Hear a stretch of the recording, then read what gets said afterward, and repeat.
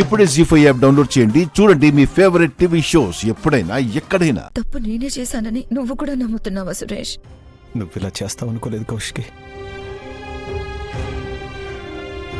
Constable తీసుకురండి. అత్తయ్య గారు, నిజంగా నేను కంప్లైంట్ ఇవ్వలేదు. అత్తయ్య గారు,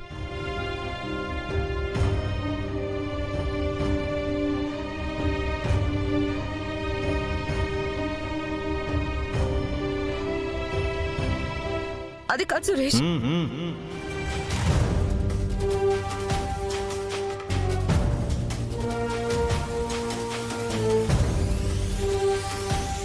ఏం చెప్తావు కౌశికి? నిన్ను ప్రేమించినప్పుడు ఎంత సంతోషంగా ఉన్నాను. జీవితాంతం అంతే సంతోషంగా ఉండాలని నిన్ను పెళ్లి చేసుకున్నాను. పెళ్ళైన కొన్నాళ్ళకి మనకు మనస్పర్ధలొచ్చి మనం విడిపోతే నాదే తప్పు అనుకున్నాను. నన్ను నేనే నిందించుకున్నాను. నువ్వు నన్ను ఎంత అన్నా చీతరించుకున్నా నీతోనే కలిసి ఉండాలని ప్రతిక్షణం పరితపించాను. ఎంతో కష్టపడి మళ్ళీ నీ జీవితంలో స్థానం సంపాదించా అని ఎంతో మురిసిపోయాను. కానీ ఇప్పుడు అర్థమవుతుంది, నేను కష్టాలని దుఃఖాలని వెతుక్కుంటూ వచ్చానని. పాపం మా అమ్మ పిచ్చిది. నువ్వు మా ఇంటి మహాలక్ష్మివి.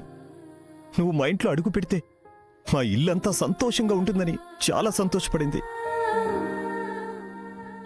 షష్ఠి పూర్తి రోజు మా ఇంట్లో అడుగు పెట్టావు చూడు, ఆ రోజే పతనం మొదలైంది. ఆ రోజు మా నాన్న చావు కారణమయ్యా. మా చెల్లెలు జైలు పాలవడానికి కారణమయ్యా. అది చాలదు అన్నట్టు ఇప్పుడు అన్యాయంగా మా అమ్మను కూడా జైలుకి పంపించాం.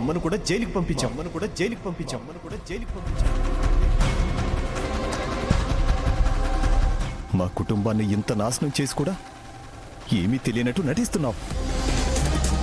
సురేష్, నేను నటించడం ఏంటి? నీ కుటుంబం నా కుటుంబం కాదా? నా కుటుంబాన్ని నేనెందుకు నాశనం చేయాలనుకుంటాను? చేశావు కదా కౌశికి.